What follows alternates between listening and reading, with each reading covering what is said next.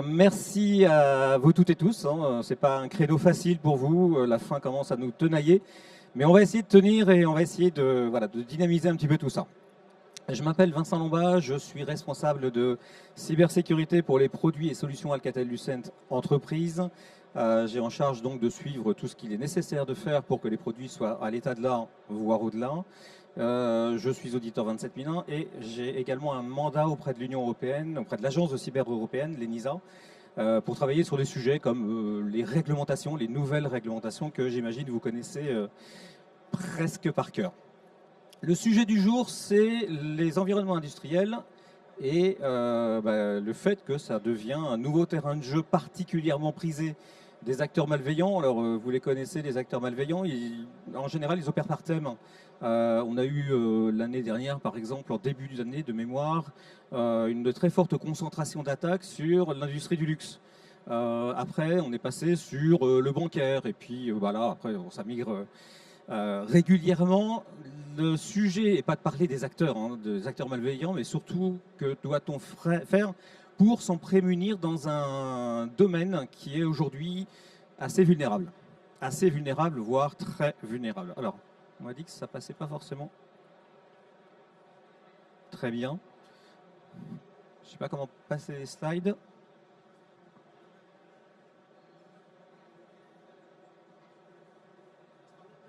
Ah, ok. En effet. Merci. Donc, il y a un sujet qu'on entend beaucoup depuis maintenant plusieurs années, c'est pas la nouveauté, c'est la convergence du domaine de l'IT et de l'OT, OT Operational Technology, donc ça va recouvrir tout ce qui comprend des équipements industriels au service d'une production, au service d'un environnement qu'on va qualifier d'industriel.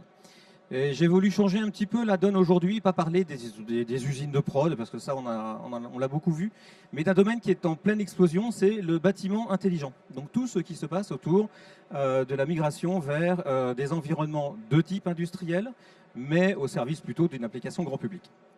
Donc bâtiment intelligent, on peut imaginer tout ce qu'il y a dans ce genre d'infrastructure, on parle vraiment d'infrastructure ici. Il va y avoir la climatisation, il va y avoir la gestion de l'énergie, de plus en plus d'ailleurs avec les véhicules électriques qui demandent de nouveaux points d'accès, des points d'accès sécurisés, de la remontée d'informations, de la prévision de consommation, de la surveillance vidéo évidemment, des capteurs dans tous les sens évidemment, de la gestion d'alarme au sens très large, machinerie d'ascenseur, climatisation également, et tout ce qui est détection incendie, détection de fumée, etc. etc. Donc tout ça, ça fait beaucoup d'équipements. Ça fait beaucoup d'équipements qui ont des finalités différentes, qui ont des caractères de sécurité intrinsèquement différents. Ça, on ne va pas attribuer le même poids en termes de disponibilité à un capteur dédié à la détection d'incendie que celui qui est dédié à allumer la lumière dans le couloir. Ils sont tous les deux un peu portants évidemment, mais pas du tout au même niveau. Alors à côté de ça, on a la technologie. Et la technologie, alors j'ai mis volontairement une photo et je ne nommerai pas le fabricant, volontairement, de produits connectés. Alors ça, il s'agit d'un petit truc qui vaut à peine 1 euro, qui intègre un microcontrôleur, de la logique, de la connectivité Wi-Fi, Bluetooth et un environnement de développement hyper facile à utiliser, etc. Ce type de processeur, pas vendu forcément sous cette forme, mais équipe des millions et des millions de dispositifs IoT aujourd'hui. Donc ça c'est intéressant, ça vaut pas très cher, c'est basé sur une communauté de développeurs qui permet d'enrichir la base de connaissances et de développer des applications très rapidement. Par contre c'est comme tout le reste, on peut avoir des vulnérabilités là-dessus. Vulnérabilité, alors j'en ai cité une qui date de l'année dernière, enfin non, qui a été révélé il y a bien plus longtemps que l'année dernière, mais qui a été commenté l'année dernière par le fabricant en disant que oui, il y avait un certain nombre de choses, mais finalement, si on ne se servait pas de la stack IP sur Wi-Fi, ou sur Bluetooth d'ailleurs, la vulnérabilité n'était pas vraiment une vulnérabilité, c'était plutôt une fonction cachée. Bon, le fabricant assume sa position, c'est pas forcément en tant que tel une fonction cachée, on appelle ça plutôt une backdoor en sécurité, une fonction non documentée, et là c'était précisément ce qui était le cas. Alors ça, on pourrait se dire, c'est anecdotique, oui, ça arrive, et le flot des CVE est un flot continu d'informations qu'il faut traiter, qu'il va falloir à partir de septembre de cette année, traiter de façon encore plus précise avec le CRA, le Cyber Resilience Act, hein, qui va nous imposer à publier, ou à notifier, pardon, pas publier, à notifier toute vulnérabilité vue comme activement exploitée auprès de l'autorité, auprès de l'autorité, donc du CERT-FR en particulier, et puis des clients potentiellement affectés. Donc ça, ce type de choses, on va dire, on sait le gérer. Alors, oui, on sait le gérer quand on est dans la sécurité, quand on est dans l'IT. Le souci, c'est que sur le terrain, les gens qui vont être dans le bâtimentaire n'ont pas forcément cette culture, que ce soit d'IT et encore moins de sécurité. Et là, on va faire face à un champ de la menace qui est très spécifique ici au bâtimentaire, avec des menaces avérées, et surtout des gens qui vont opérer ça, qui ne sont pas nécessairement acculturés à traiter ce genre de menaces. Parlez-leur d'exercices incendie et de mise en place d'issues de secours, oui bien sûr, ça leur parle, c'est leur métier depuis des années. Parlez-leur de la signalisation pour tracer l'itinéraire de sortie en cas d'urgence, c'est pareil, des accès avec des verrouillages de portes, du cloisonnement physique à l'intérieur des bâtiments, là encore, ça fait partie de leurs compétences. Si vous commencez à leur parler de CVE, je ne suis pas certain que ça leur parle beaucoup. Et là, on va être confronté, pas un problème de compétence, mais un problème d'acculturation et une incapacité, on va dire, à anticiper ce qu'il faut mettre en place pour éviter que que quelque chose se passe, quelque chose suite à un acte malveillant se passe. Et alors là, je vous citais juste avant l'exemple d'un composant IoT affecté par une vulnérabilité. Et derrière, l'exploitation, c'est simple. Hein, je vais par exemple détourner un capteur. Je vais remplacer un capteur en place, capteur de fumée, tiens, pour en prendre un peu sensible. Et je vais mettre mon dispositif à moi et je vais détourner l'information qui va être transmise à la centrale d'alarme et aux agents de supervision. Et là, on est dans un scénario dramatique. Hein. Qu'est-ce que je fais après? Je mets le feu, je m'en vais, et puis l'incendie n'est pas détecté, ou en tout cas pas à temps. Et là, on a un immeuble qui part potentiellement en flammes avec tout ce qu'on peut imaginer derrière. Pourtant, la solution, elle est relativement simple. Il suffit qu'on mette en place des systèmes d'authentification. Donc, on authentifie le capteur est clairement identifié dans une base de connaissances, et on va considérer toutes les informations de ce capteur comme étant tout à fait légitimes. Là encore, je parle de choses que vous connaissez sans doute dans votre quotidien tous les jours, mais on ne parle pas de ce genre de personnes qui aujourd'hui n'ont, encore une fois, pas ce genre de culture en place. Alors à titre d'exemple, ça c'est un framework qui s'appelle Niagara, je n'ai pas de lien avec eux du tout, mais c'est un exemple intéressant qui résume un petit peu comment on peut considérer une approche de bâtiment intelligent et comment on va dire, cloisonner, j'emploie le mot dès maintenant, cloisonner ou en tout cas rassembler par type de famille les différents dispositifs connectés et les rassembler non pas uniquement pour dire d'un point de vue fonctionnel ou même d'un point de vue qualité de service, je vais leur affecter telle ou telle chose. On sait très bien qu'un flux vidéo consomme plus, donc il a besoin de plus de bandes passantes, un flux audio moins de latence, pardon, etc., etc. Et puis les capteurs, très peu de bandes de données, de bandes passantes, mais une réactivité importante. Donc là encore de la latence contenue dans des valeurs faibles. Après d'autres dispositifs. L'intérêt de ça, c'est quoi? C'est de présenter une approche comme ça, comme préparant la réponse à la menace, ou aux menaces d'ailleurs, du bâtimentaire et d'affecter des règles de sécurité spécifiques à chacune de ces familles. Des règles de priorité d'accès par exemple, et des règles aussi d'isolation de processus. D'isolation, alors ça peut être de l'isolation avec des infrastructures doublées par exemple, ou en tout cas multipliées par n le nombre de réseaux ou de sous-réseaux nécessaires, qu'ils soient physiques ou qu'ils soient logiques, et de s'assurer qu'au sein de chacun de ces réseaux, autant les propriétés de qualité de service vont être définies de façon générique et commune, autant les règles de sécurité vont également suivre le même chemin. C'est-à-dire qu'on va associer une famille de services, une famille de contraintes, d'exigences, avec une famille de dispositifs connectés. Alors, dispositifs connectés, de quoi on parle? Encore une fois, on résume un petit peu les grandes familles, hein, la partie caméra vidéo, la partie HVAC et tout ça, les contrôleurs de climatisation. La partie gestion d'énergie n'est pas représentée ici, mais c'est un sujet que j'aime bien, parce que ça crée vraiment des gros soucis.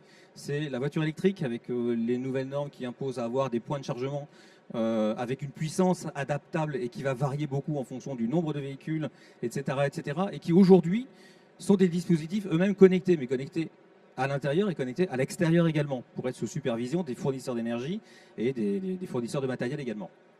Donc tout ça implique un certain nombre de choses qui, encore une fois, je le répète, ne fait pas partie du quotidien des gens qui gèrent le bâtimentaire. Alors la réponse à ça, elle n'est peut-être pas unique, mais en tout cas, elle existe. C'est de dire, plutôt que de compter sur des gens qui n'en ont pas l'expérience, des gens qui n'en ont pas même la conscience de tout ce dont on vient de parler, eh bien je vais reporter ça au niveau supérieur. Et c'est là où on va vraiment parler de convergence OT-IT. On va utiliser le mieux de l'IT et de ce que les gens de l'IT savent vraiment faire aujourd'hui, c'est-à-dire mettre en place des règles de sécurité, des règles d'accès, gérer des certificats, gérer des moyens de diversification d'usage. Et tout ça en fonction, là encore, de mes hiérarchies d'utilisation et avec des règles qui vont s'appliquer à chacune d'entre elles. Donc en gros, le domaine OT, il est ce qu'il est, on sait ce qu'il en est, mais en ayant une compétence en plus et une approche complètement IT, je vais apporter non seulement une réponse technique, mais une réponse opérationnelle directe. C'est-à-dire que tout ce que je vais avoir développé quand je fais de l'IT, je vais le mettre à disposition dans un domaine particulier. Concrètement, c'est quoi ? Concrètement, c'est de la gestion des accès, pour commencer. Gestion des accès, authentification des dispositifs, j'en ai parlé, qui s'appuie sur des choses qu'on sait maîtriser dans le domaine de l'IT, c'est-à-dire les certificats, mot de passe pas trop quand même, mais plutôt les certifs.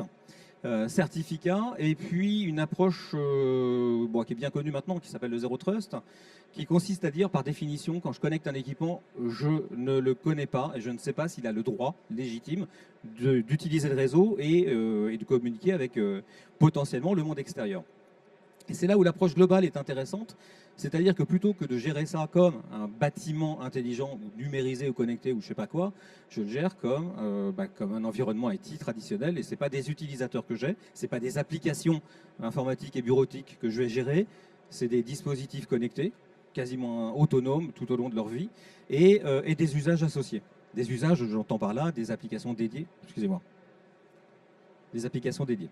Donc, typiquement du Zero Trust, je branche un dispositif. Par définition, quand je vais brancher ce dispositif, ça va lancer une fenêtre d'interrogation à la personne qui gère les équipements. Donc, est-ce que cet équipement est connu? Est-ce que cet équipement est autorisé? Est-ce qu'il est authentifié? Et quel service je vais devoir lui faire? Ce dont je parle là, ça existe. Ça, c'est pas du tout de la science-fiction. C'est des choses qui peuvent se faire à distance avec des applications dédiées de réception d'une demande de connexion d'un équipement. Ça suppose que la partie... Ça ne remet pas en cause, la partie opérationnelle. La personne qui va installer le dispositif le branche. Il ne va pas pouvoir le connecter tout de suite parce que ce n'est pas lui qui va donner l'autorisation d'accès, mais ça va être la personne en charge de l'opération du réseau qui va avoir... Ok, on vient de me connecter une caméra vidéo, est-ce que je la connais? Est-ce que son adresse MAC? Alors, adresse MAC, c'est pareil, j'aime pas trop en termes d'authentification, vous non plus, j'imagine.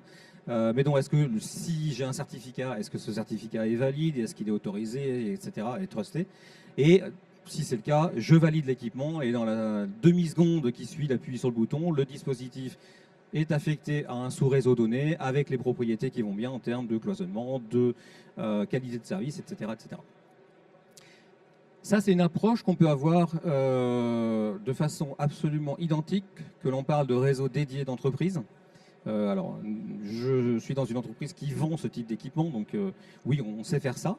Mais ça se passe de façon équivalente avec de la 5G, avec le micro-slicing, où on est capable d'affecter des règles de qualité de service et des règles de cloisonnement, etc., de façon très équivalente. Donc en fait, cette approche-là, elle n'est pas dédiée à de l'infrastructure réseau d'entreprise, elle est commune à une approche un peu globale. Alors en 5G, c'est un peu différent parce que le principe de micro-slicing, surtout en 5G privé, le principe de micro-segmentation, alors il appelle micro-slicing, de micro-segmentation se fait avec une approche par couche un peu différente et par identification eSIM, etc., etc. Donc on n'est plus avec des certificats, mais on est plutôt avec des eSIM. Mais la logique d'approche, l'approche en elle-même, elle est strictement comparable. Elle est strictement comparable.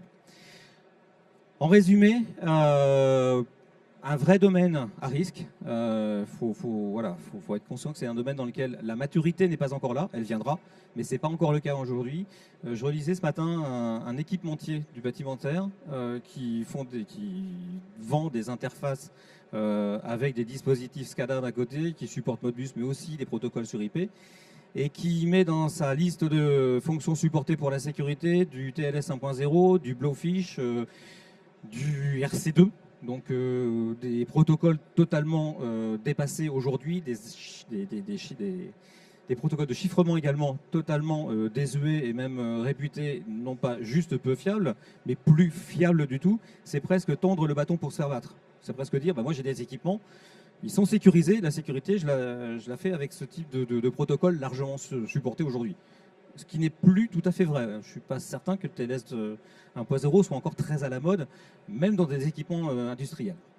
Donc voilà, un gros changement culturel qui est à mener, qui ne pourra pas se faire tout seul, parce que le monde du bâtimentaire est un secteur qui est là depuis bien plus longtemps que l'IT, et avec cette nécessité de changement, et qui ne va pas être simple. Donc il y a quoi? Il y a une opportunité pour des gens qui vont pouvoir accompagner ces opérateurs du bâtimentaire. Il y a une opportunité aussi pour des gens comme nous, qui savons proposer des solutions complètes pour supporter cette approche-là. Et puis il y a globalement une nécessité pour sécuriser tout ça et s'assurer qu'on va pouvoir continuer sereinement de se sentir bien dans notre appartement ou sur notre lieu de travail. Voilà, je vous remercie. J'ai essayé de faire assez court pour ne pas vous tenir trop longtemps avec l'estomac serré. Avez-vous des questions ?